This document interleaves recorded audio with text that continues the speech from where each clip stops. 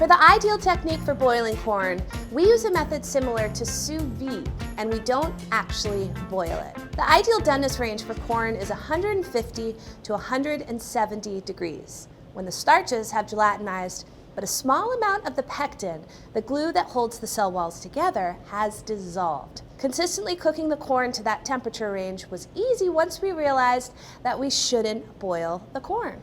Now here's how easy it is to do. Bring 4 quarts of water to a boil in a large Dutch oven, and use a Dutch oven with a capacity of at least 7 quarts.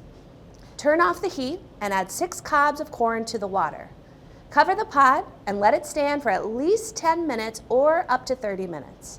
The temperature of the water decreases quickly enough that there's never any chance of the corn overcooking, while the temperature of the corn increases to the ideal zone. And what's best is that this method is absolutely flexible. It can accommodate between 6 and 8 ears of different sizes.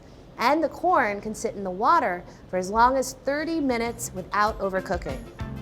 Transfer the corn to a large platter and serve immediately with some butter, salt, and pepper.